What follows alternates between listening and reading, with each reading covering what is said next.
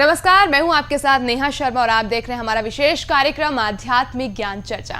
और आइए शुरुआत करते हैं कार्यक्रम की और जानते हैं विचार जगत गुरु तत्वदर्शी संत रामपाल जी महाराज, सतलोक आश्रम बरवाला, जिला हिसार हरियाणा, बनाम हंसादेश पंथ के प्रमुख संत श्री सतपाल जी महाराज, पंजाबी बाग, दिल्ली के विचार। अब हम जानना चाहेंगे कि आपके इष्ट देव कौन है?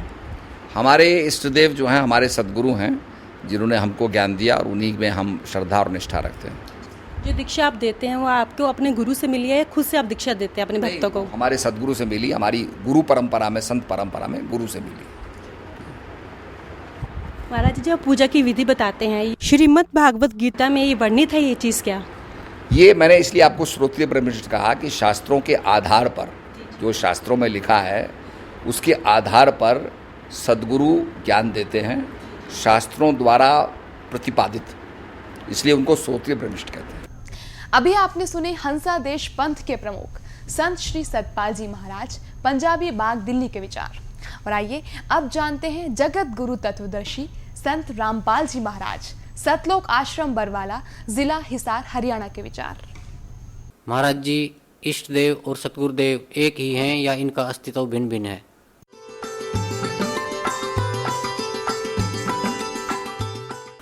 सतगुरुदेव की जय। बंदी छोड़ कबीर परमेश्वर जी की जय। बंदी छोड़ गरीबदास जी महाराज जी की जय। स्वामी राम देवानंद जी गुरु महाराज जी की जय हो। गरीब नमो नमो सतपुरुष को नमस्कार, गुरु की नहीं सुर नर मुनि जन साधुओं संतों सर्वसदी नहीं। सतगुरु साहेब संत सब दंडोतम प्रणाम, आगे पीछे मध्य हुए तिनको जा कुर्बान। इष्ट देव पूज्य परमात्मा होते हैं और गुरुदेव उस परमेश्वर इष्ट का एक प्रतिनिधि होता है जो उस परमात्मा से मिलाने की विधि बताता है। जो संत अपने सतगुरु गुरु को ही इष्ट देव कहते हैं, उनको आध्यात्मिक ज्ञान कुछ भी नहीं है, वो आध्यात्मिक गुरु नहीं हो सकते।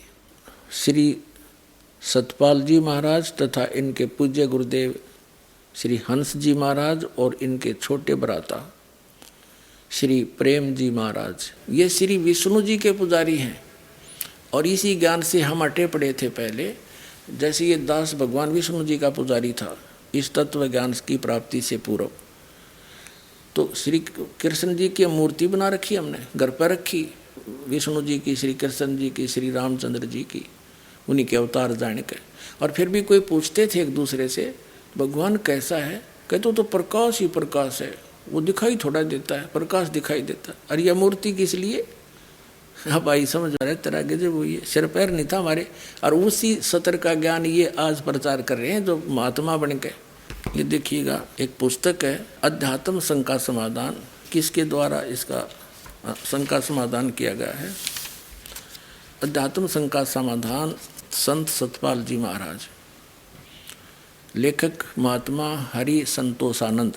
ये प्रश्न उत्तर सतपाल जी के हैं और लेखक है सिर्फ ये महात्मा हरि संतोषानंद। प्रकाशक हैं ये मानव उत्थान सेवा समिति 2/12 पूर्व पंजाबी बाग, नई दिल्ली 26। और मुद्रक हैं इनके, ये मुद्रक हैं Rajeshwari photo setters private limited 2/12 पूर्वी पंजाबी बाग, नई दिल्ली से। इसी के 11 पृष्ठ पे शंका समाधान नामक पुस्तक के 11 पृष्ठ भाग 9-10 पढ़ लिया। प्रश्न, श्री राम भगवान के अवतार थे यानी विष्णु जी के, तब फिर उन्होंने लंका पर चढ़ाई करते समय शंकर रामेश्वर की पूजा क्यों की? अब उत्तर श्री सतपाल जी का, अवश्य श्री राम जी भगवान का अवतार थे यानी विष्णु जी का अवतार थे।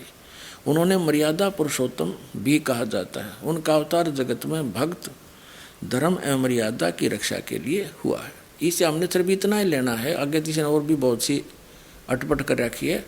इसका अर्थ ये भगवान श्री विष्णु जी को मानते हैं और स्वीकार करते हैं कि श्री रामचंद्र जी भगवान यानी विष्णु जी के अवतार थे और श्री हंस जी विष्णु जी के, श्री कृष्ण जी के ही पुजारी थे। हंस योग प्रकाश के ये नहीं की पुस्तक है, इसके 50 पृष्ठ पर ले चलते। पहले तो आपको इनकी सारी उवाबाई दिखाता हूँ। ये देखिए, हंस नाम से शुरू किया, हंस योग प्रकाश, ये पृष्ठ नंबर 50 है, यहाँ 51 है, तो ये इधर 50 है। तो हम यहाँ पढ़ रहे हैं, शांत स्वरूप शेष पर शयन करने वाले, नाभि कमल से संसार को बनाने वाले, और देखो ऐसे लक्ष्मीपति कमल नेत्र सब लोकांतरों के स्वामी श्री हरि को मेरी वंदना, बारंबार मेरा नमस्कार है। इति सिद्धम श्री हंस जी और श्री सतपाल जी और श्री बालयोगेश्वर जिसको कहते हैं श्री प्रेम रावत जी, ये दोनों भाई और इनका पिताजी, ये श्री विष्णु जी के पुजारी हैं। विष्णु जी इज सतोगुण विष्णु। इन 3 भगवानों में से, 3 प्रभुओं में से श्री ब्रह्मा जी रजगुण है, श्री विष्णु जी सतगुण हैं और श्री शिव जी तमोगुण हैं। इनमें से ये एक के पुजारी हैं श्री विष्णु जी के। विष्णु जी श्री कृष्ण जी और राम जी के ये पुजारी हैं और अपना अनुभव कथ रहे हैं। हंस नाम जपो, दुनिया को भ्रमित कर रहे हैं। और ये अटपट खेचरी मुद्रा ये किसी सदग्रंथ में प्रमाण नहीं है। इन ऋषियों के या अन्य जो पथभ्रष्ट लोगों के बनाए अनुभव की पुस्तकें मान्य नहीं होती अध्यात्म मार्ग में। देखो, किसी बच्चे ने कोई मैथमेटिक्स की प्रॉब्लम यानी कोई प्रश्न हल कर रखा है और वो गलत कर दिया, तो उसको ठीक करने के लिए हमने मूल पाठ को पढ़ना पड़ेगा। उसमें क्या बात कही गई है, उसके मूल को पढ़कर ही आगे वो इक्वेशन, वो प्रॉब्लम यानी प्रश्न ठीक हो सकता है, वो क्वेश्चन का आंसर सही बन सकता है। अगर हम उस गलत को आगे गलत पर चलते रहेंगे तो उससे नहीं हो सकता। तो हमने अपने मूल सदग्रंथों को पुनः देखना पड़ेगा, वेद और गीता और परमेश्वर के द्वारा बोले गए कबीर वाणी को, सच्चिदानंद घन ब्रह्म की वाणी को पुनः देखना पड़ेगा। तब ही हम इस उलझी हुई गुत्थी को ठीक से समझ सकेंगे, सुलझा सकेंगे। अच्छा, यहाँ तो ये बता दिया, इनका सिर पैर नहीं, कोई जिसको ज्ञान नहीं वो ऐसे अटपट किया करता है। उवाबाई बोलते हैं इसको। कबीर साहब कहते हैं सटदल उवाबाई बकदा, ये उवाबाई बकते हैं। आगे फिर क्या बताते हैं देखिए, ये प्रस्तावना है इनकी, ये प्रस्तावना है, इसमें पृष्ठ कोई नहीं है। इसके यहाँ दूसरे पृष्ठ में लिखा है कि तत्व बोध आदि शास्त्रों में लिखा है कि ब्रह्म का इस प्रकार चिंतन करना चाहिए, जो एकांत में बैठे तो ब्रह्म का ही चिंतन करे और जो परस्पर बात करे तो ब्रह्म की ही करे। किसी को कथन करना हो तो ब्रह्म का ही करे, यही ब्रह्म प्राप्ति का सहज उपाय है। बता, ये ब्रह्म तक काल है और इसका ओम नाम है, वो इन्हें छोड़ दिया। बातें करें ब्रह्म की, कदे श्री विष्णु जी को प्रणाम है और ब्रह्म का चिंतन करें। ब्रह्म तो काल है, उसका ओम नाम है, वो तुमने छोड़ ही दिया। अब देखो, दिखाते हैं, अब अपने और सदग्रंथ दिखाते हैं, ये क्या बताते हैं देखिएगा। श्रीमद् देवी भागवत में, ये देवी पुराण है, गीता प्रेस गोरखपुर से प्रकाशित है, गीता प्रेस गोरखपुर। इसके संपादक है हनुमान प्रसाद पोदार चमनलाल गोस्वामी और ये यहाँ से छपी है, गीता प्रेस गोरखपुर से छपी है। इसके 562 पृष्ठ पर और 7वां सकंद है ये 562 पृष्ठ पर हम यहाँ पढ़ेंगे। देवी का हिमालय को ज्ञानोपदेश, ब्रह्म स्वरूप का वर्णन, ब्रह्म के बारे में बताया। श्री देवी जी कहने लगी, पहले तो अपने बारे में बताया, फिर इसको आगे नकार दिया है। उस ब्रह्म का क्या स्वरूप है यह बतलाया जाता है, जो प्रकाश रूप, सबके अत्यंत समीप में सचित, हृदय रूप गुहा में सचित होने के कारण गुहाचर नाम से प्रसिद्ध है और महान अर्थात परम प्राप्य है। वह समस्त प्रजा के ज्ञान से परे है। वह यह परम सत्य और अमृत अविनाशी तत्व है सौम्य, उस वेदने योग्य लक्ष्य का तुम वेदन करो, मन लगाकर उसमें तन्मय हो जाओ। सौम्य यह बताया कि परवण ओम धनुष है, परवण कहें ओम ने, ओंकार ने, धनुष है, जीवात्मा बाण है और ब्रह्म को उसका लक्ष्य कहा जाता है। यानी ब्रह्म की उपासना करो, ओम नाम जाप करो। ये देखिए फिर यहाँ से शुरू किया है, उस एकमात्र परमात्मा को ही जाने, दूसरी बातों को छोड़ दें। यही अमृत रूप परमात्मा के पास पहुँचाने वाला पुल है। संसार समुद्र से पार होकर अमृत स्वरूप परमात्मा को प्राप्त कराने का यही सुलभ साधन है। इस आत्मा का ओम के जप के साथ ध्यान करो, इससे अज्ञान में अंधकार से सर्वथा परे और संसार समुद्र से उस पार जो ब्रह्म है उसको पा जाओगे, तुम्हारा कल्याण हो।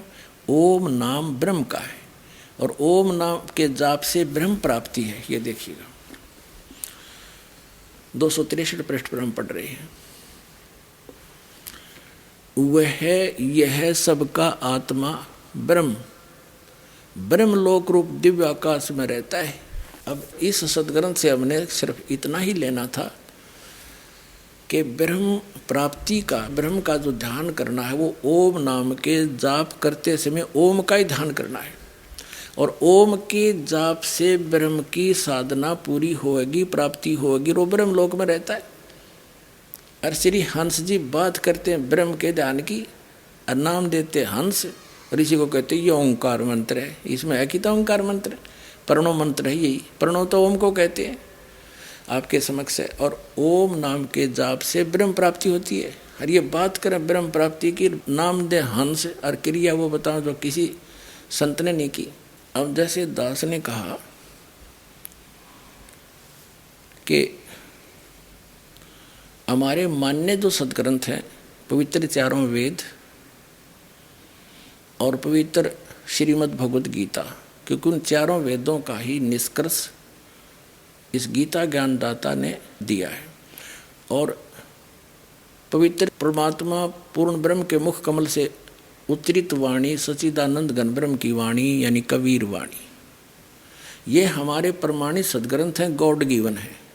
इसके अतिरिक्त जो उपनिषद हैं ये अपना अपना अनुभव प्रत्येक ऋषि और देव का है, देवी का है।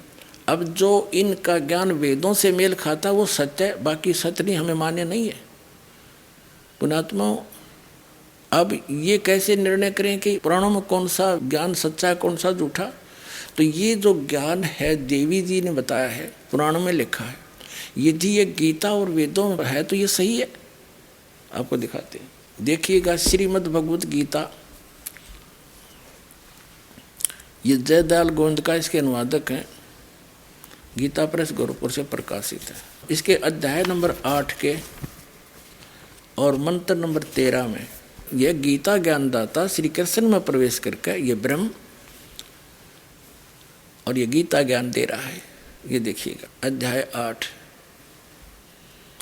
और इसका 13वां मंत्र है, ओम इति एकाक्षरम ब्रह्म व्याहरण माम अनुसमरण ये प्रयाति तजंदेहम स याति परमाम गतिम। माम ब्रह्म, मुझ ब्रह्म का ओम इति एकाक्षरम, ओम यह है एक अक्षर है, नथिंग एल्स। व्याहरण माम अनुसमरण, उच्चारण करके सिमरण करता हुआ, यह प्रयाति तजंदेहम, जो अंतिम सांस तक यानी आखिरी दम तक सुन करता हुआ शरीर छोड़ते समय तक सिमरण करता हुआ जाता है, स याति परमाम गति, वो ओम से मिलने वाली परम गति को प्राप्त होता है। तो अब ओम से कौन सी परम गति प्राप्त होती है? आपने श्रीमद् देवी भागवत के 7वें स्कंद में आपके रूबरू कर दी दास ने। देवी जी कह रही है कि मेरी भी पूजा त्याग दो, सब बातों को छोड़ दो, केवल एक ओम नाम का जाप करो और उसके जाप से ब्रह्म की प्राप्ति होगी, और ब्रह्म लोक में रहता है। तो इससे सिद्ध हो गया कि ये ज्ञान पुराण का गीता से मेल खाता। गीता किससे मेल खाती? वेदों से। ये प्रमाण देते, गीता से भी पहले वेद प्रथम है और इन वेदों से भी पहले सूक्ष्म वेद जो गॉड गिवन कबीर परमात्मा ने अपने मुख से बोला है वो प्रथम है। सेकंड ये चारों वेद है। इसके तीसरे नंबर पर श्रीमद् भगवत गीता है। अब वेद भी क्या बताते हैं देखिएगा, वेद ज्ञान दाता भी ब्रह्म है। ये यजुर्वेद है। इसके ये कहाँ से प्रकाशित है? प्रकाशक है सार्वदेशीय कार्य प्रतिनिधि सभा 2/5 महर्षि दयानंद भवन रामलीला मैदान नई दिल्ली से। महर्षि दयानंद जी द्वारा इसका अनुवाद है। मुद्रक यहाँ से है Prince Offset Printers 1510 Pataudi house Daryaganj नई दिल्ली से।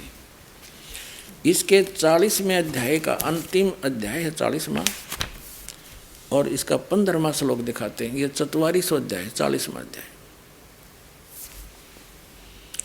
यजुर्वेद भाष्य। ये है 40वें अध्याय का 15वां श्लोक है। ओम करतो समर किलवे समर करतुम समर। ओम नाम का जाप करतो माने काम करते करते, नाम उठत नाम बैठत नाम सोत जागवे, नाम खाते नाम पीते नाम से लागवे। क्योंकि ये जो वेदों में ज्ञान है ये सूक्ष्म वेद से भी मिलता है, सच्चिदानंद घन ब्रह्म की वाणी से मिलता है। उसमें लिखा कि नाम उठत नाम बैठत नाम सोत जागवे, नाम खाते नाम पीते नाम से लागवे। और गीता जी अध्याय नंबर 8 के श्लोक नंबर 5 और 7 में गीता ज्ञानदाता कहता है तू मेरी भक्ति करेगा मुझे प्राप्त होगा और मेरा सिमरण भी कर और युद्ध भी कर। 8वें अध्याय के 13वें श्लोक में उसने बता दिया मेरा मंत्र तो एक ओम है, नथिंग एल्स। और फिर 18वें अध्याय के 62वें श्लोक में कहा कि यदि तुझे परम शांति प्राप्त करनी है, युद्ध नहीं करना चाहता, तो उस परमेश्वर की शरण में जा, उसकी कृपा से तू परम शांति को सनातन परम धाम को प्राप्त होगा। उसके लिए ऑप्शन छोड़ दिया कि तत्वदर्शी संतों की खोज कर और वो तुझे ज्ञान देंगे, उससे तेरा मोक्ष होगा, वो प्राप्ति होगी। जाने के बाद फिर लौट कर कभी संसार में नहीं आते। उसके लिए 17वें अध्याय के 23वें श्लोक में बताया कि उस सच्चिदानंद घन ब्रह्म के पाने का 3 मंत्र का जाप है। वो परमात्मा ऊपर है, गुप्त है और ओम तत्सत इति निर्देश है, ब्रह्म ने त्रिविध समर्थ है। उस परमात्मा के पाने का 3 मंत्र का जाप है। ओम तो यह साधना होती है। जैसे हमने जल प्राप्ति करनी है, जल पृथ्वी के नीचे है और जल हमारा पूज्य है। उसके लिए जो प्रोसेस अपनाया जाता है, जो प्रोसीजर अपनाया, जो इंस्ट्रूमेंट हम लाए, वो हमारे पूज्य नहीं है, वो तो हमारे औजार हैं। जैसे हैंडपंप लगाना है तो बोकी और पाइप से क्रिया करी, जब बोकी पाइप तक पहुंच गई हैंडपंप पर वो मशीन लगाई। वो वस्तु प्राप्ति के लिए जल हमारा पूज्य है और ये साधना है। तो जैसे बोकी लगाई है, बोकी लगाई जाती है, मिट्टी बाहर फेंकी जाती है, ऐसे मारी जाती है, पाइप नीचे की जाती है। ये काम तो करेगा ओम और तत्। तत् ये सांकेतिक दास बताएगा। ओम ब्रह्म का मंत्र है और तत् ये परब्रह्म का सरपुरुष, अक्षर पुरुष का। ओम तो समझो सरपुरुष का, इसको सरब्रह्म भी कहते हैं और सीधा ब्रह्म भी बोल देते हैं। और तत् ये सांकेतिक है। गीता जी अध्याय नंबर 17 के श्लोक नंबर 23 में जो 3 मंत्र हैं ओम तत्सत, उनके ऊपर दास कुछ प्रकाश बीच में डाल रहा है, तब ये वेद वाला ज्ञान समझ में आओगा। तो ओम तो इस सरपुरुष का गीता अध्याय नंबर 15 के श्लोक नंबर 16 और 17 में 3 पुरुष हैं। 3 पुरुष कहो, 3 ब्रह्म कहो। तो सरपुरुष का तो ये ओम मंत्र है ब्रह्म का, अक्षर पुरुष का है यू तत्सांकेतिक दास बताओगा। और परम अक्षर पुरुष, परम अक्षर ब्रह्म 8वें अध्याय के 3 श्लोक में कहा गीता ज्ञानदाता ने कि वो परम अक्षर ब्रह्म है, जिसके बारे में अर्जुन ने गीता ज्ञानदाता से 8वें अध्याय के प्रथम मंत्र में पूछा है कि वो किम तत्परम, जो आपने 7वें अध्याय के 29वें श्लोक में जिसकी चर्चा की है कि तत्परम को जान कर, सारे अध्यात्म को जानकर सब कर्मों से परिचित व्यक्ति केवल जरा और मरण से छूटने का प्रयत्न करता है, वो किम तत्परम। उसका उत्तर दिया है 8वें अध्याय के 3 श्लोक में गीता जी में कि वो परम अक्षर ब्रह्म है। तो गीता अध्याय नंबर 15 के श्लोक नंबर 17 में वो परम अक्षर ब्रह्म के विषय में जानकारी है। उसके विषय में कहा कि उत्तम पुरुषत्व अन्य परमात्मा इति उदाहरते। उत्तम पुरुष वो परम अक्षर ब्रह्म, वो पुरुषोत्तम, वो सही भगवान, श्रेष्ठ प्रभु, तो वो कोई और है किससे? 15वें अध्याय के 16वें श्लोक में वर्णित 2 सरपुरुष और अक्षर पुरुष से कोई अन्य है वो उत्तम पुरुष, वो परम अक्षर ब्रह्म है। तो वो गीता अध्याय नंबर 17 के श्लोक नंबर 23 में जो सत्य है 3 नंबर का, वो परम अक्षर ब्रह्म का मंत्र है, वो कोड वर्ड है, सीधा ओम तत्सोम तत्सत, ये कोई जाप नहीं है। तो अब यहाँ जो गीता बता रही है कि उसको प्राप्त करने का फिर हम जो साधन अपनाना है वो पूजा नहीं है उसकी। अब जैसे हैंडपंप लगाया, उसके लिए बोकी मारी, ये तो है ओम नाम और साथ में तत्, इन दोनों का श्वास उश्वास से सेवन करना है। और फिर उसके बाद जैसे पाइप पहुंच गई पानी तक पृथ्वी में, वो जल नहीं प्राप्त हुआ इस 2 मंत्र के अक्षर के मंत्र थे, लेकिन इस बिना वो वहाँ तक स्थिति नहीं आ सकती। इसके ऊपर फिर हैंडपंप लगाया जाता मशीन, वह मशीन समझो वो सत है। गीता अध्याय नंबर 15 के श्लोक नंबर 23 में ओम तत्सत में वो सत जो शब्द है वो गुप्त है, सार शब्द कहते हैं उसको। वो हैंडपंप है, ऊपर मशीन है, उसके लगाए बिना वो पानी नहीं मिल रहा है। तो इन दो अक्षर के मंत्र बिना वो हैंडपंप लगाने योग्य स्थिति नहीं आ सकती। तो इस प्रकार दास आपको 3 स्थिति में दीक्षा देता है। पहली बार तो प्रथम मंत्र, दूसरी बार में सतनाम 2 अक्षर का ओम और तत् मिलाकर, और तीसरी बार में जब आप कई समन इतना हो जाता है कि हैंडपंप लगाया जा सकता है तभी जल निकलेगा, नहीं बीच में कितना लगा दे तो वो जल नहीं निकाल सकता। तो ऐसे उस परमात्मा के पाने की ये पूरी विधि है। तो ओम तत्सत इति निर्देश है, ब्रह्म त्रिविध समर्थ है। उस परमात्मा के पाने की ओम तत्सत के 3 मंत्र की 3 विधि से सिमरन का निर्देश है। वो तत्वदर्शी संत बताएगा। तो ये दास है वो तत्वदर्शी संत। अब आपने देख लिया कि ब्रह्म प्राप्ति का वेदों में भी ओम मंत्र लिखा है, आगे और दिखाते हैं। और वेद ज्ञानदाता कहता है कि वो पूर्ण ब्रह्म परमात्मा तो मोक्ष है, वो तो गुप्त है, प्रोक्ष है, प्रोक्ष मोक्ष नहीं प्रोक्ष है, गुप्त है। उसकी विधि संत बताएगा तत्वदर्शी संत। ये देखिएगा, अभी आपने यजुर्वेद के 4400 माने 40वां अध्याय पढ़ा, 40वें अध्याय का 15वां श्लोक पढ़ा है कि ओम कर्तो समर किलवे समर कर्तोम समर वायु अनिलम अमृतम अथिदम भस्मांतम शरीरम। जब शरीर छूटेगा, अंत होगा, नाश होगा, भस्म होगा तेरा शरीर, तब तक इस ओम नाम का जाप काम करते करते सेवन करो, विशेष कसक के साथ सेवन करो। मनुष्य जीवन का प्रथम कर्तव्य जान के इसका सेवन करो। इससे आपका जो जीव है, वायु है, वो अमृतम अनिलम अमृतम अथिदम, यानी इतना अमृतो प्राप्त हो जाएगा जितना ओम से होना है। अब देखो, इस महर्षि दयानंद ने इसका अनुवाद करते समय ये विचलित है, क्योंकि महर्षि दयानंद जी ओम नाम के जाप का समर्थक नहीं था, इसलिए वो भी ऐसा दुखी होकर मृत्यु को प्राप्त हुआ 59 साल की उम्र में। और उसके ऐसा ठंड लगी, कोई दवाई काम नहीं करी, 1 महीने तक तड़फ तड़फ कर मुंह में छाले, सिर्फ सारे छाले, दवाई काम करे नहीं, और मृत्यु को प्राप्त हुआ। तो ये कोई साधक ऐसे मरते हैं?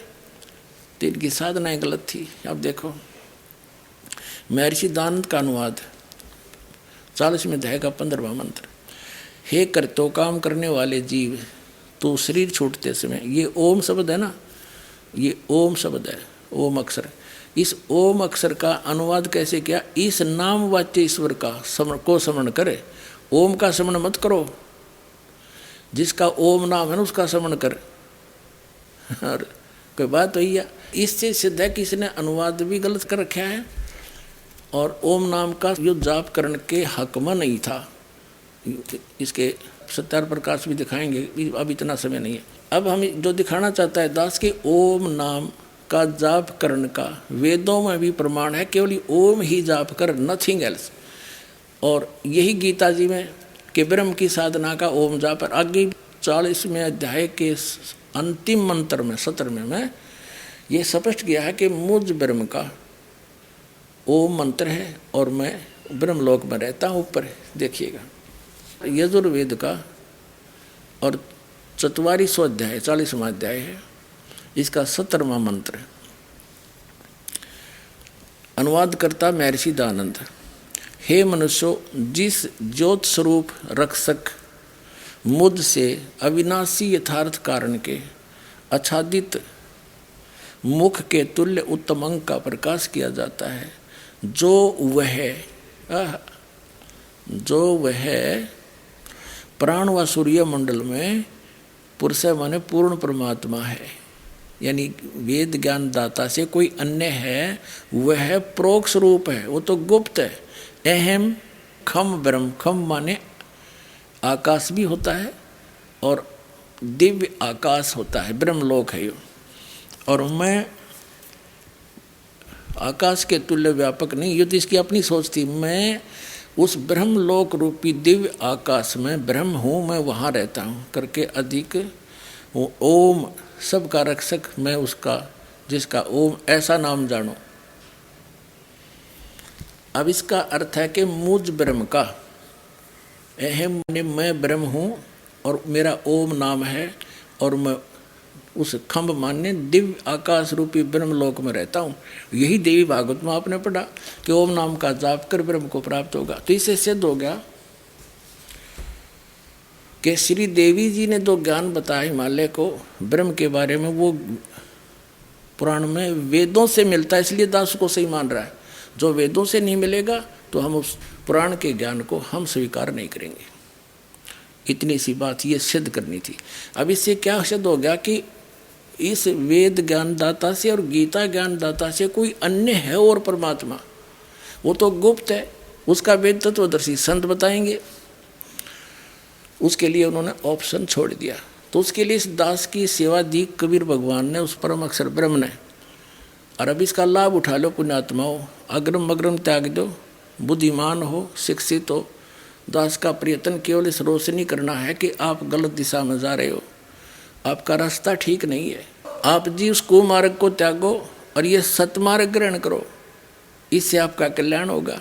सब सदग्रंथ प्रमाण देते हैं और ये संत भी कहते हैं कि तत्वदर्शी संत वही होगा जो शास्त्र अनुकूल ज्ञान बतावेगा, शास्त्र अनुकूल साधना बतावेगा। तो आप नहीं निर्णय कर सकते थे किसकी साधना कैसी है, कैसी शास्त्र से मिलती है कि नहीं मिलती है। तो यह सेवा दास को मिली, आपके रूबरू कर दिया। ये सदग्रंथ बताते हैं और ये साधना ये संत बताते हैं। यह साधना वेद और गीता से नहीं मिलती, यह डुप्लीकेट है, ये रास्ता गलत है, ये विधि गलत है, ये संत नकली है। इनको त्याग दो और ये सतमार्ग ग्रहण करो। बोलो सतगुरुदेव।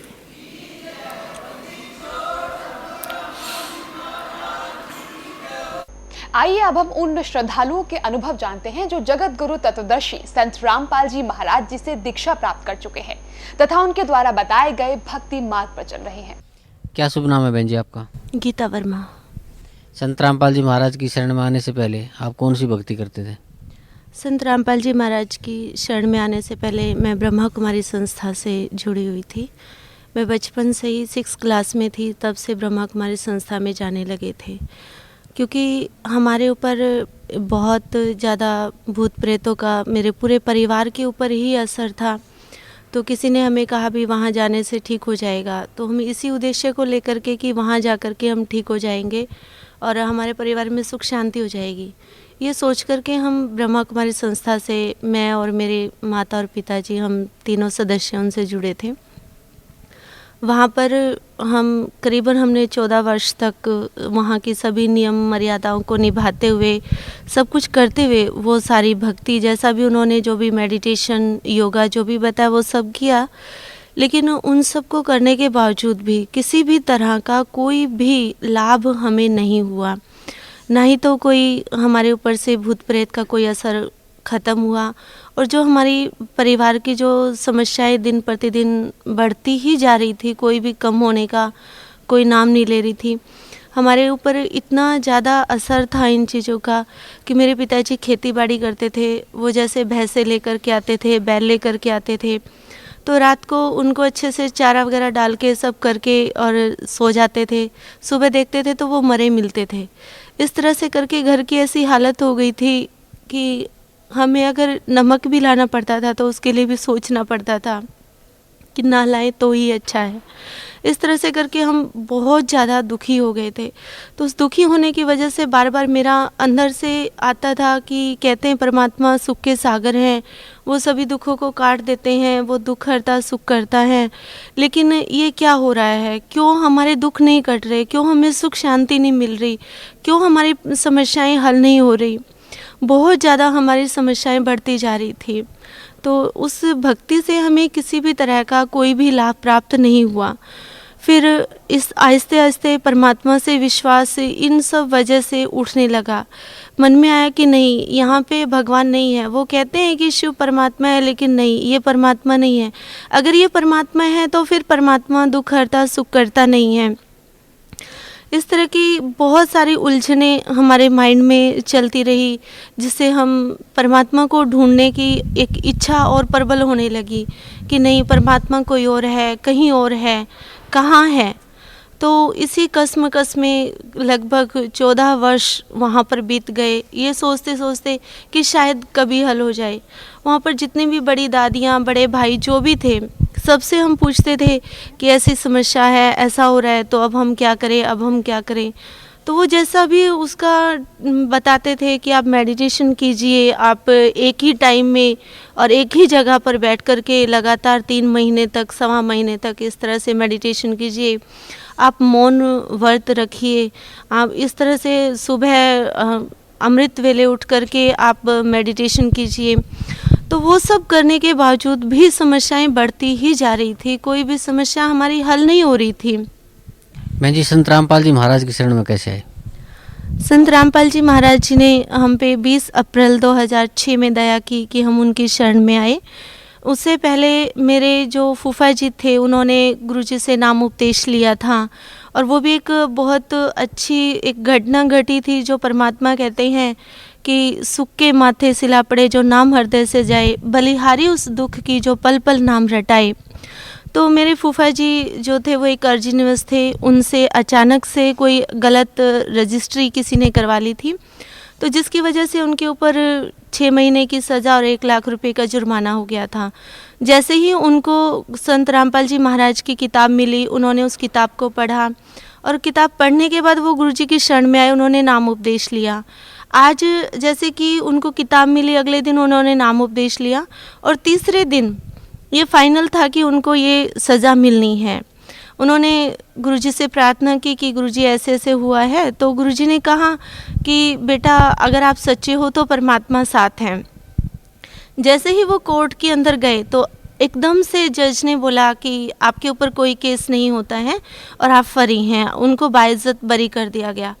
इस बात से हमारी हालत जो घर की बहुत ज़्यादा ख़राब हो रखी थी, तो मेरे पिताजी, उनके पास, मेरे फूफा जी के पास सोनीपत में सब्जी की दुकान उन्होंने की थी।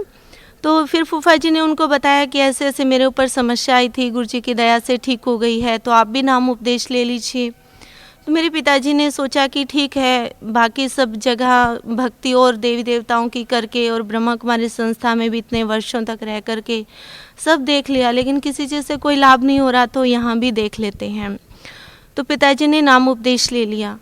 जैसे ही मेरे पिताजी ने नाम उपदेश लिया, परमात्मा बंदी छोड़ सतगुरु रामपाल जी महाराज की इतनी दया हुई कि उनके शरीर में भी और उनके मन में भी इतनी एकदम शांति और इतना उजाला सा उन्होंने फील किया कि जैसे एक मुर्दे के अंदर जाना चाहती हैं। उसके बाद उन्होंने मेरे माताजी को नाम उपदेश लेने के लिए कहा, तो माताजी ने भी नाम उपदेश ले लिया। फिर उन्होंने मुझे कहा, जब भी मैं कभी घर पे मिलने के लिए आती थी माता पिता से, तो वो हमेशा मुझे गुरुजी के बारे में बताते थे कि आप एक बार चल कर देखिए, आप वहाँ से नाम उपदेश ले लीजिए। तो मैं पिताजी की किसी भी बात को एक्सेप्ट नहीं करती थी।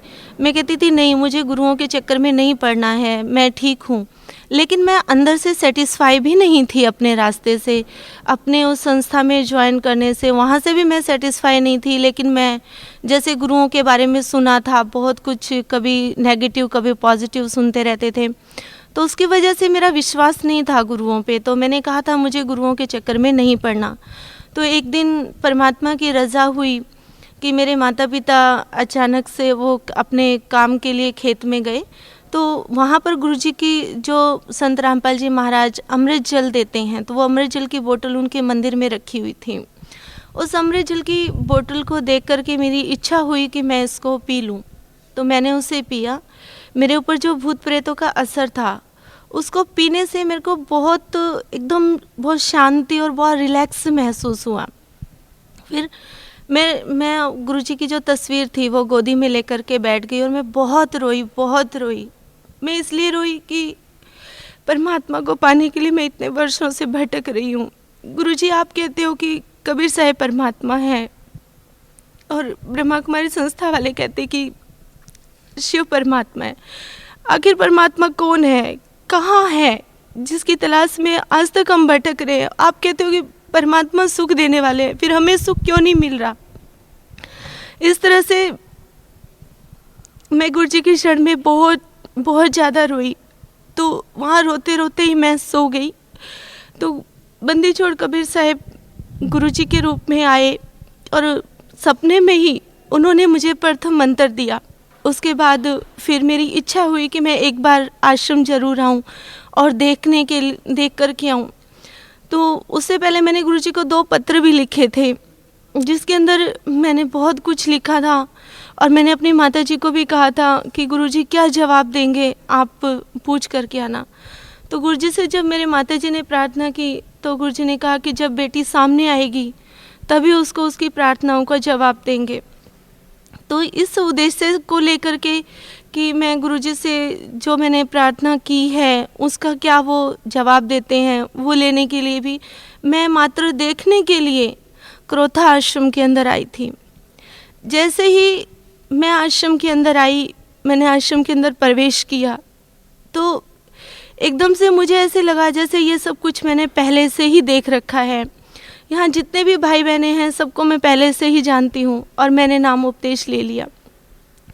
नाम उपदेश लेने के बाद जब गुरुजी के पास मैं दर्शनार्थ गई तो उस समय भूत प्रेतों के असर की वजह से मैं इतना ज़्यादा परेशान हो रही थी, मुझे बहुत रोना आ रहा था, बहुत घबराहट हो रही थी, बहुत मेरे को ये हो रहा था बस भाग ले तू यहाँ से, जैसे कहीं तू फंस गई है।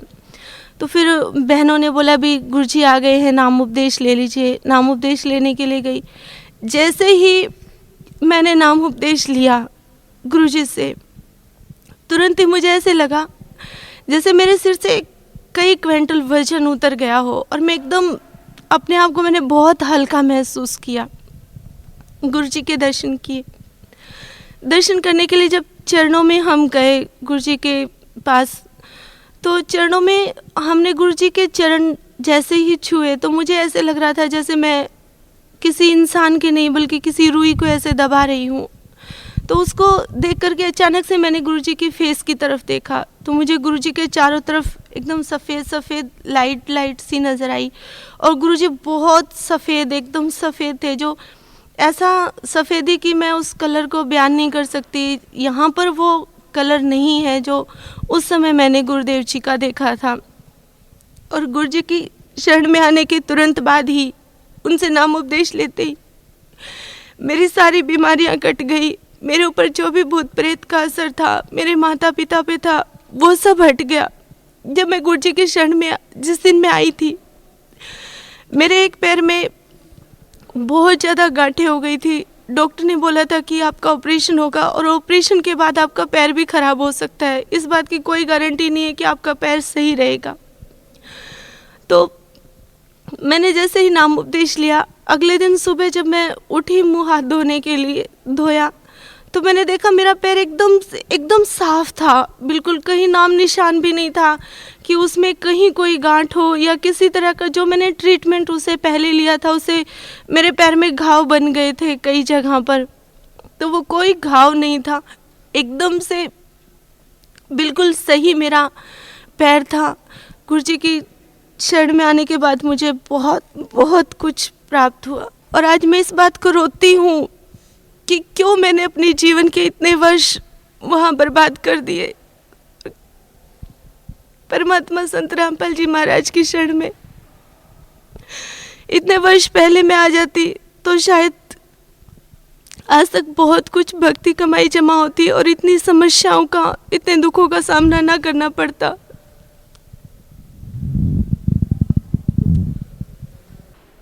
लेकिन अब मेरे पास कोई शब्द नहीं है कि जिसके लिए मैं परमात्मा का शुक्र कर सकूं, बंदी छोड़ सतगुरु रामपाल जी महाराज का, कि उन्होंने इतनी बड़ी दया, इतनी असीम कृपा हम पे की कि जो अपने श्री चरणों में ले लिया। गुरु जी की शरण में आने के बाद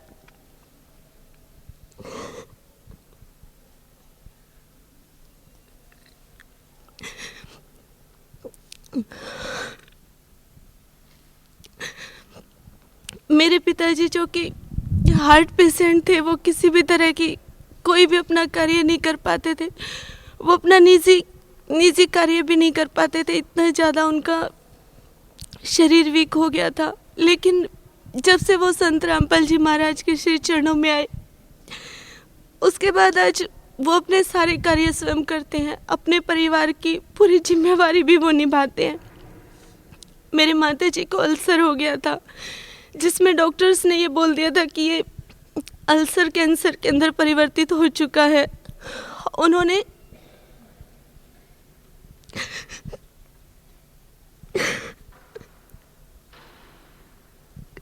जो भी टेस्ट किए थे उन सब से उन्होंने कहा कि 99% आपको कैंसर है। लास्ट में हम एक टेस्ट और करेंगे जो मांस का टुकड़ा लेकर के होगा। उस समय हमें लग रहा था कि अब मम्मी नहीं बचेंगे, वो ख़त्म हो जाएंगे।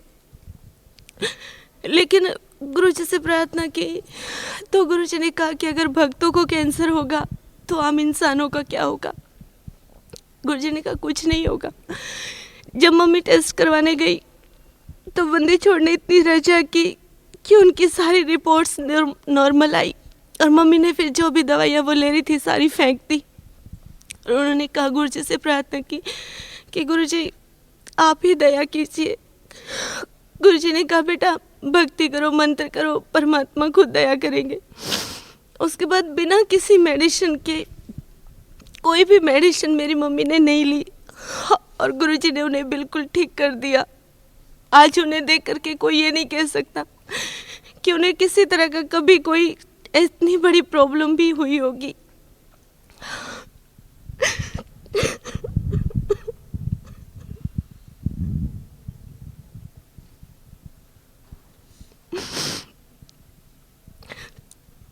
बहन जी, आप ब्रह्म कुमारी पंथ से पहले जुड़ी हुई थी, तो वहाँ पे आपको क्या भक्ति दी जाती थी?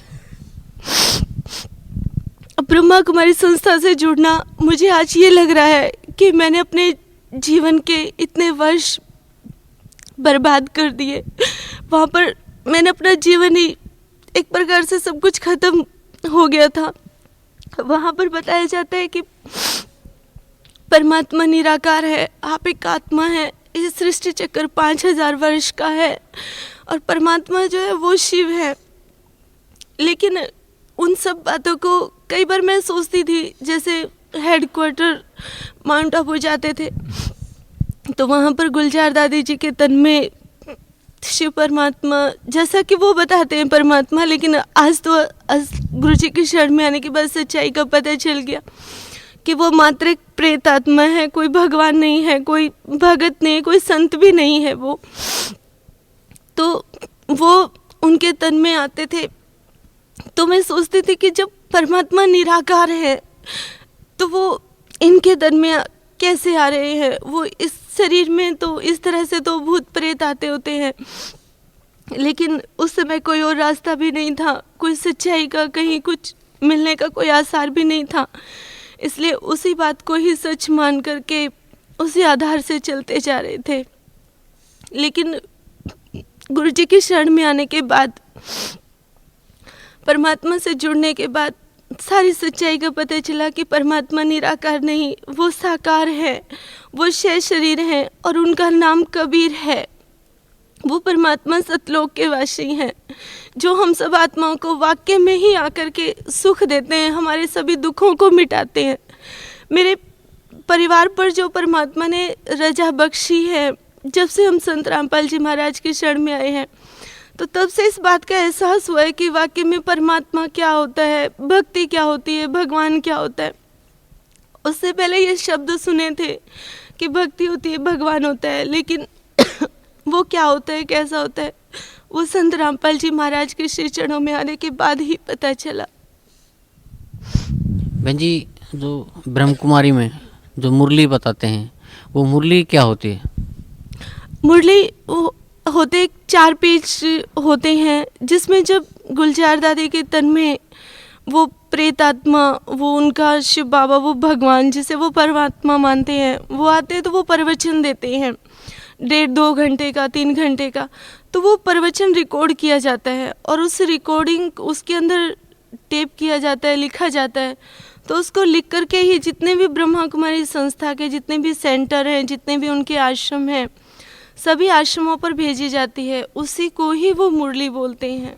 वाकई में मुरली तो संत रामपाल जी महाराज के जो सत्संग है, जो वचन है, वो वाकई में मुरली है।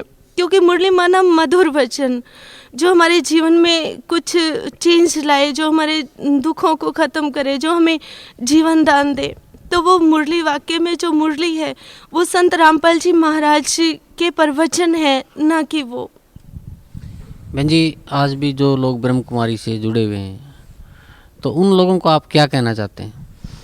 मेरी ब्रह्मा कुमारी संस्था से जुड़े हुए सभी भाई बहनों से हाथ जोड़ कर के प्रार्थना है कि आप सभी एजुकेटेड हैं, इंटेलिजेंट हैं, आप सब ने परमात्मा की खातिर अपना घर परिवार, अपने भाई बहनें सभी छोड़े हैं, आप समर्पित हैं भगवान की खातिर।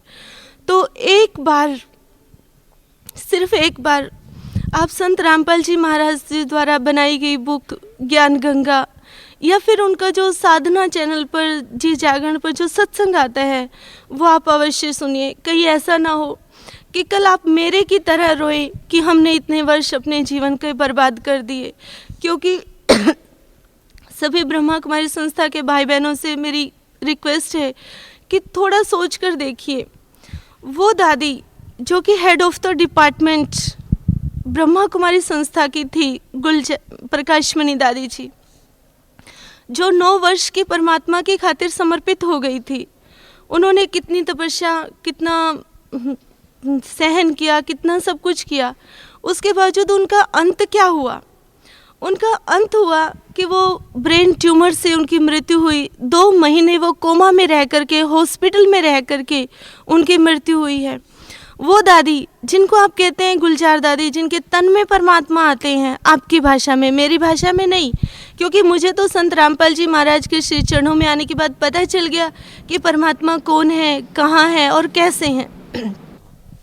गुलजार दादी जिनके तन में वो प्रेत आत्मा आती है, आज उनके हर साल कैंसर के ऑपरेशन होते हैं, उनका भी शरीर स्वस्थ नहीं है। जगदीश भाई जिन्होंने पूरा ब्रह्मा कुमारी संस्था के अंदर जितना भी लिटरेचर है, सारा लिटरेचर उन्होंने लिखा है, तो वो लिखने वाले का भी अंत हॉस्पिटल में ही हुआ। तो आपकी इतनी बड़ी हस्तियों का, जिन्हें आप हस्ती मानते हैं, उनका ये हाल हुआ है, तो आपका क्या होगा? इसलिए आपसे प्रार्थना है, हाथ जोड़ करके मेरी निवेदन है कि आप अपने जीवन को बर्बाद मत कीजिए। ये जीवन बहुत अनमोल है, क्योंकि परमात्मा की वाणी है कि ये मनुष्य जन्म बार बार नहीं मिलता है, ये एक ही बार मिलता है, जिसमें, और आज वो समय है जिसमें परमात्मा ने बहुत बड़ी रजा बख्श रखी है कि आज मनुष्य जीवन भी है। पूर्ण संत भी, जो परमात्मा कबीर साहब के अवतार हैं, वो भी धरती पर अवतरित है और ये भक्ति युग चल रहा है। तो इस युग में, इस समय में परमात्मा को पहचान करके, इनके ज्ञान को सुन करके एक बार अपने माइंड पर जोर दीजिए, सच और झूठ का फैसला कीजिए, और उसके बाद अपने जीवन को आप खुद सही राह दीजिए। मेरी आपसे रिक्वेस्ट है कि बहाव में मत बहिए। बहाव में बह जाना कोई इंसान का कर्म नहीं होता है, क्योंकि परमात्मा ने हमें माइंड दिया है, वो सोचने के लिए ही दिया है। तो उस भावना में ना बह करके आप ज्ञान को, उस ज्ञान को आप सुनते आ रहे हैं इतने वर्षों तक। आप संत रामपाल जी महाराज के, मेरे पूर्ण परमात्मा कबीर साहिब के ज्ञान को भी आप एक बार सुनिए, और स्वयं आप इस बात का फैसला कर लेंगे कि आज तक जितने भी वर्ष आपने ब्रह्मा कुमारी संस्था में लगाए हैं, वो सारे वर्ष, वो जीवन आपने अपना बर्बाद कर दिया। और अब भी वक्त है, अब भी संत रामपाल जी महाराज की शरण में आकर के अपने जीवन को सफल कर लीजिए। और आपके जीवन का जो मेन उद्देश्य है, जिसको लेकर के आप समर्पित हुए हैं, भगवान को पाना, तो वाक्य में परमात्मा को आप संत रामपाल जी महाराज के श्री चरणों में आने के बाद ही पा सकते हैं, और कहीं पर भी। ब्रह्मा कुमारी संस्था तो क्या, दुनिया के किसी भी कोने में, किसी भी भक्त, महंत, संत, किसी के भी श्री चरणों में कहीं पर भी आप परमात्मा को नहीं पा सकते हैं। ये 100% गारंटी है कि परमात्मा को अगर आपने पाना है, अपने जीवन को सफल करना है, मोक्ष अगर आपको चाहिए, तो केवल और केवल संत रामपाल जी महाराज के श्री चरणों में ही है। इसलिए आप अपने जीवन को बर्बाद मत कीजिए, इस ज्ञान को एक बार सुन करके अपने जीवन को सफल कीजिए। क्योंकि इस समय इस सृष्टि पर केवल एक संत रामपाल जी महाराज ही हैं जो 6 शास्त्र, सभी 18 पुराण, वेद ग्रंथ सभी पर आधारित ज्ञान देते हैं। वो संसार की लोक कथाओं के आधार पर ज्ञान नहीं देते हैं। गुरुजी की जो भी किताबें हैं, जो भी सत्संग वो आप करते हैं, उन सबको आप देखिए, सभी वेद शास्त्रों को गुरुजी ने खोल करके प्रत्यक्ष हम सबको दिखाया हुआ है। तो जो परमात्मा है, संत रामपाल जी महाराज वाकई में ही पूर्ण परमात्मा है, पूर्ण संत हैं। तो इन्हीं की शरण में आपको मोक्ष प्राप्त होगा। और पूर्ण संत ही पूर्ण परमात्मा की, पूर्ण ब्रह्म की निशानी होती है। इसलिए परमात्मा की वाणी है, मम संत मुझे जान मेरा ही स्वरूपम। तो परमात्मा ने जो शास्त्र विधि के अनुसार भक्ति जो हमें दी है, गीता के अंदर भी कहा गया है कि जब आप शास्त्र विधि को छोड़ करके मनमाने ढंग से पूजा करते हैं, ना तो उससे आपको सिद्धि प्राप्त होती है, ना मोक्ष प्राप्त होता है, ना ही अन्य कोई सांसारिक लाभ प्राप्त होता है, जो हमारे साथ प्रैक्टिकल बीती है। तो अभी मैं आप सबसे प्रार्थना करती हूँ कि आप संत रामपाल जी महाराज के श्री चरणों में आकर के जो शास्त्र विधि के अनुसार भक्ति दे रहे हैं, उससे अपने जीवन को सफल कीजिए। अधिक जितना भी समय आप लगाएंगे, उतना ही बाद में आपको पछताना पड़ेगा। इसलिए आप समय ना लगा करके जल्दी से जल्दी इनकी शरण में आकर के अपने जीवन को सफल बनाइए। बहन जी, कुछ और कहना चाहते हैं आप भगत समाज को? सभी से मेरी एक ही प्रार्थना है कि आप औरों को देख करके ये मत समझिए कि वहाँ पर भीड़ ज़्यादा है तो वहाँ वो संत ज़्यादा बड़ा है, वहाँ पर अधिक भीड़ है, वहाँ पर बड़े बड़े ऑफिसर्स जाते हैं तो वहाँ का ज्ञान ज़्यादा अच्छा है। लेकिन ये परमात्मा की शरण में, संत रामपाल जी महाराज की शरण में आने के बाद आपको इस बात का एहसास होगा कि आप आज तक जहाँ भी आप लगे हुए थे, जहाँ पर भी आपने अपने जीवन को लगाया हुआ था, वो सब आप बर्बाद कर रहे थे। और सॉलिड ज्ञान जो 100% सच है, संत रामपाल जी महाराज ने जो हमें ज्ञान दे रखा है, उसमें कहीं कोई भी चूक नहीं है, किसी भी तरह का कोई भी संशय क्रिएट नहीं होता है। संत रामपाल जी महाराज का ज्ञान जब आप सुनेंगे, जब उनकी बनाई गई बुक्स को, उनके आध्यात्मिक लिटरेचर को जब आप पढ़ेंगे, तो अपने आप जो सवाल आपके माइंड में कभी उठे भी नहीं हैं, उन सवालों का भी जवाब आपको 100% और हज़ारों उदाहरणों के साथ, हज़ारों प्रूफ के साथ परमात्मा संत रामपाल जी महाराज देते हैं। तो उसे आप सुनिए, देखिए, समझिए, और परमात्मा ने आपको माइंड दिया है, उस माइंड का आप इस्तेमाल कीजिए, अपने जीवन को सफल कीजिए। धन्यवाद बहन जी, आपका बहुत बहुत धन्यवाद। बहन जी नमस्कार। सच साहिब। बहन जी, क्या शुभ नाम है आपका? श्यामा दीक्षित। बहन जी, कहाँ के रहने वाले हैं? हम जींद के, पहले राजस्थान के थे, वैसे रहे जींद सर्विस है। बहन जी, संत रामपाल जी महाराज की शरण में आने से पहले आप कौन सी भक्ति करते थे, क्या साधनाएं करते थे? मैं देवी माता की साधना करया करती थी, उनकी परम भक्त थी। 8 साल से मैं उनकी पूजा करया करती, व्रत उपवास करा करती थी, और उन्हीं की कृपा, उन्हीं की बातों में मैं चल्या करती थी, उन्हीं की बात में विश्वास होया करता था मेरे को। तो एक बार शशिबेन जी आई हमारे पास कि तू हमारे गुरुजी के पास चल श्यामा, गुरुजी हमारे बहुत अच्छे। मैं भाई मैं तो नहीं देवी की, तो मैं गई एक बार गुरुजी के पास, तो उन्होंने बताया भाई ऐसे ऐसे हमारे नियमों पर चलना होगा। मैं भाई मैं तो नहीं गुरुजी, नियम पर नहीं चल सकती, मैं माता को नहीं छोड़ सकती। मैं ऐसे कह करके आ गई गुरुजी से। मैंने कहा भाई मैं नहीं नियम पर चल सकती, नहीं मैं माता को छोड़ सकती, मैं माता की परम भक्त हूँ। ऐसे करके एक बार मैं घूमने टहलने निकली तो रास्ते में जगराता हो रहा था, तो मैं भी वहाँ चली गई। वहाँ जगराते में जाकर मैं सबसे पीछे बैठ गई। माता ने आवाज़ दी श्यामा श्यामा, तो मैंने कहा भाई मैं तो पहली बार आई हूँ, मैं तो जानती भी नहीं कौन आवाज़ दे रहा है, मेरे को क्यों दे रहा। फिर आवाज़ दी श्यामा श्यामा, तो मैंने कहा भाई चल मेरा भी नाम श्यामा ही है। मैं चली गई तो कहा तू मेरी परम पूज्य भक्त है, और तू है ना मेरी जोत जला 1.25 साल की। अगर जोत जलाएगी तो तेरे वारे न्यारे हो जाएंगे, और जोत नहीं जलाएगी तो फिर कुछ नहीं है, मैं भाई जला दूंगी। मेरे को तो दो क्या चाहिए था, मैं तो बहुत खुश हुई, माता मेरे पर बड़ी प्रसन्न है। मैंने तो जोत जलानी शुरू कर दी। 1.25 साल के अंदर अंदर मेरा तो जो हेचरी का कारखाना था, 3 गाड़ियाँ थी और बहुत जनरल स्टोर था, कोठी थी, वो सब मेरी बिक गई 1.25 साल के अंदर अंदर। इतना टोटा हो गया, मेरा आदमी भी जेल में चला गया। फिर भी मैं माता की पूजा करती रही, जोत जलाती रही। एक दिन माता ने आकर के मेरे को कहा सपने में कि तू है ना, मैंने तो मेरे बस में था, मैंने तेरी बहुत मदद करी, लेकिन अब तू संत रामपाल जी महाराज की शरण में जा, वही तेरा उद्धार कर सकते, नहीं होता सब तेरा आदमी बेटे बहू सब खत्म हो जाएंगे, मर जाएंगे। मैं तो उसी टाइम शशि बहन जी थी टीचर, उसके पास गई मैं, शशि बहन जी मुझे गुरुजी के पास ले चलो। उसने कहा क्या हुआ, कि मैं ऐसे ऐसे मेरे साथ बीती। शशि बहन जी बोली चल तू चल गुरुजी के पास। गुरुजी के पास गए, गुरुजी बोले बेबे अब कैसे आई मैं, महाराज ऐसे ऐसे। शशि बहन जी ने बताया इसके साथ ऐसे हुआ। फिर महाराज ने मेरे को खाना भी खुआया, यूँ कहा तू 3 दिन की भूखी है बेटी, भोजन कर, फिर मैं तेरे को नाम दूंगा। फिर मालिक ने ऐसी कृपा बख्शी मेरे को, सिर पर हाथ रख कर मेरे को नाम दिया। जिस दिन से हमारे घर में वापस सारी खुशियाँ लौट आई। सतगुरु परमात्मा आए तो साक्षात भगवान आए इस धरती पर और हमारा जीवन सुखी बढ़ा दिया। हम तो मरे हुए को जिंदा करा, मालिक ने छोड़ा की जय हो।